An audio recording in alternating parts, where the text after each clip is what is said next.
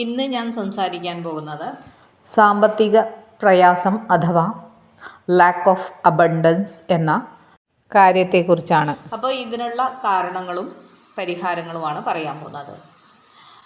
ഒന്നാമതായിട്ട് നമ്മൾ മനസ്സിലാക്കേണ്ടത്, നമ്മുടെ സബ് കോൺഷ്യസ് മൈൻഡിൽ എന്താണോ പ്രോഗ്രാംഡ് ആയിരിക്കുന്നത് അതാണ് നമ്മുടെ റിയാലിറ്റി, നമ്മുടെ ഇന്നത്തെ റിയാലിറ്റി ആയിരിക്കുന്നത്.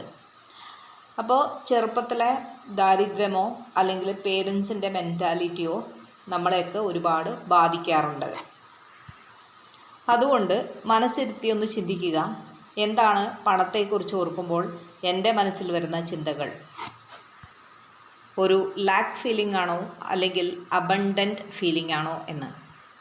സാമ്പത്തിക പ്രശ്നം എന്ന് പറയുമ്പോൾ നിങ്ങൾ വിചാരിക്കേണ്ട ജോലി ഇല്ലാത്തവരാണ് അല്ലെങ്കിൽ ശമ്പളമില്ലാത്തവരാണ്, വരുമാനമില്ലാത്തവരാണ് ഈ പ്രശ്നങ്ങൾ അനുഭവിക്കുന്നത് എന്ന്. നല്ല ശമ്പളമുള്ളവരും നല്ല വരുമാനമുള്ളവരും ഈ ഒരു അവസ്ഥയിലൂടെ കടന്നു പോകുന്നുണ്ട്.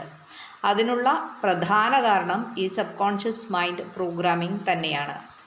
അപ്പോൾ ആദ്യം ചിന്തിക്കേണ്ടത്, എൻ്റെ മനസ്സിൽ പണം മോശമാണ്, പണം ഉണ്ടായാൽ ബന്ധങ്ങൾ വഷളാവും, പണം മരത്തിൽ കായ്ക്കുന്നില്ല, ഒരുപാട് കഷ്ടപ്പെട്ടാൽ മാത്രമേ പണം ലഭിക്കുകയുള്ളൂ, ഇങ്ങനെ എന്തെങ്കിലും ചിന്തകളുണ്ടോ?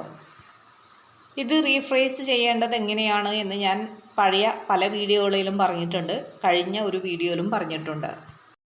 ഈ ലിമിറ്റിംഗ് ബിലീഫുകളെ മാറ്റി പണം നല്ല കാര്യങ്ങൾക്കായിട്ട് ഉപയോഗിക്കാം. പല സോഴ്സുകളിലൂടെ പണം എന്നിലേക്ക് വന്നുകൊണ്ടിരിക്കുന്നു, വളരെ എളുപ്പത്തിൽ എനിക്ക് പണം ലഭിക്കുന്നു. ഇങ്ങനെ കുറേ പോസിറ്റീവായിട്ടുള്ള അഫർമേഷൻസ് തയ്യാറാക്കി വയ്ക്കുക, അവ നിരന്തരം ഉപയോഗിക്കുക. രണ്ടാമതായിട്ട്, നമ്മളിൽ പലർക്കും എനിക്ക് പണത്തിന് അർഹതയില്ല, അല്ലെങ്കിൽ I am not worthy, I don't deserve എന്നൊരു ചിന്തയുണ്ട്. ഈ ചിന്ത വരുന്നതും നമ്മുടെ ചെറുപ്പകാലത്തെ അനുഭവങ്ങളിൽ നിന്ന് തന്നെയാണ്. അത് മാറ്റാനായിട്ട് നമ്മൾ പറയുക, I deserve abundance, I am worthy of abundance, I am ready to receive it right now. അപ്പം I am worthy of abundance അല്ലെങ്കിൽ ഐ ഡിസേർവ് മണി എന്ന് പറഞ്ഞാൽ മാത്രം പോരാ, ഞാനത് ഇപ്പോൾ തന്നെ സ്വീകരിക്കാൻ തയ്യാറാണ് എന്ന് യൂണിവേഴ്സിനെ അറിയിക്കുകയും വേണം. അതുകൊണ്ടാണ് I deserve money, I am ready to receive it right now എന്ന് പറയേണ്ടത്. അതുപോലെ പണം നല്ല കാര്യങ്ങൾക്ക്, അതായത് ജീവിതം ആസ്വദിക്കാൻ ഉപയോഗിക്കാൻ പാടില്ല എന്ന ഒരു ചിന്ത പലർക്കും ഉണ്ട്. അങ്ങനെ ഒരു ചിന്ത ഉണ്ടെങ്കിൽ നിങ്ങൾക്ക് ഒരു എമൗണ്ട് വരുമ്പോൾ അത് ആശുപത്രിക്കോ അതുപോലുള്ള ആവശ്യങ്ങൾക്കോ ചിലവാക്കേണ്ടതായിട്ട് വരും. അതുകൊണ്ട് നിങ്ങളുടെ ചിന്ത മാറ്റുക, പണം ജീവിക്കാൻ അല്ലെങ്കിൽ ആസ്വദിക്കാൻ കൂടി ഉള്ളതാണ് എന്ന തരത്തിലേക്ക് ചിന്ത മാറ്റുക. അടുത്തതായിട്ട്, നിങ്ങളുടെ കയ്യിൽ ഒരു ചെറിയ തുകയെങ്കിലും ഉണ്ടെങ്കിൽ അതിന് നന്ദിയുള്ളവരായിരിക്കുക. നമ്മൾ എന്തിലേക്കാണോ ഫോക്കസ് ചെയ്യുന്നത് അത് വർദ്ധിക്കുന്നു. അപ്പോൾ ഉള്ള വരുമാനത്തിൽ അല്ലെങ്കിൽ ഉള്ള പണത്തിൽ നമ്മൾ ഒരു സംതൃപ്തി കാണിച്ച് അതിനൊരു നന്ദി പ്രകടിപ്പിക്കുമ്പോൾ അത് വർദ്ധിക്കാനുള്ള സാധ്യതയും കൂടുന്നു.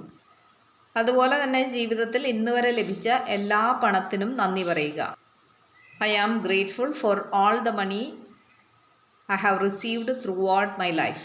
എൻ്റെ ജീവിതത്തിൽ ഇന്ന് വരെ എനിക്ക് ലഭിച്ചിട്ടുള്ള എല്ലാ പണത്തിനും നന്ദി. അതുപോലെ തന്നെ ശ്രദ്ധിക്കേണ്ട മറ്റൊരു കാര്യമാണ്, മറ്റുള്ളവരുടെ അബണ്ടൻസ് കാണുമ്പോൾ സന്തോഷിക്കുക എന്നുള്ളത്. നല്ലൊരു വീട് അല്ലെങ്കിൽ നല്ല രീതിയിൽ പുരോഗമിച്ചു കൊണ്ടിരിക്കുന്ന ഒരു വ്യക്തിയെ കാണുമ്പോൾ സന്തോഷിക്കുക.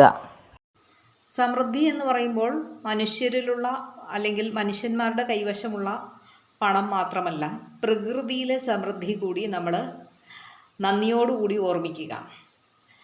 നിറഞ്ഞ ജലാശയങ്ങൾ ഇപ്പോൾ കാണാം, അതുപോലെ പൂത്തുലഞ്ഞു നിൽക്കുന്ന മരങ്ങളൊക്കെ കാണും. ഇതൊക്കെ കാണുമ്പോൾ ഒരു അബണ്ടൻസ് ഫീലിംഗ് ഉണ്ടാവുക എന്നുള്ളതാണ് പ്രധാനം. ഇനി അതിലും പ്രധാനപ്പെട്ട മറ്റൊരു കാര്യമാണ്, എന്ത് ചെറിയ തുകയാണ് നമ്മുടെ കൈവശമുള്ളതെങ്കിലും അതിൻ്റെ ഒരു വിഹിതം മറ്റുള്ളവർക്കായി ചെലവഴിക്കുക. നമ്മളെക്കാൾ മോശമായ സാഹചര്യത്തിലൂടെ കടന്നു പോകുന്ന ആളുകളുണ്ടാവാം. അവർക്ക് വേണ്ടി ഭക്ഷണമായോ വസ്ത്രമായോ മരുന്നായോ പണമായോ ഏതെങ്കിലും വിധത്തിൽ അവർക്ക് വേണ്ടി ഒരു ചെറിയ തുക ചെലവഴിക്കുക എന്നുള്ളതാണ്. നമ്മൾ എന്താണോ കൊടുക്കുന്നത് അതാണ് നമ്മളിലേക്ക് തിരിച്ചു വരിക. അപ്പം നമുക്ക് ധാരാളമായിട്ട് പണം കിട്ടണം എന്ന് നമ്മൾ ആഗ്രഹിക്കുന്നുണ്ടെങ്കിൽ നമ്മൾ കൊടുക്കാനുള്ള ഒരു മാനസികാവസ്ഥ കൂടി കാണിക്കണം. Nothing. I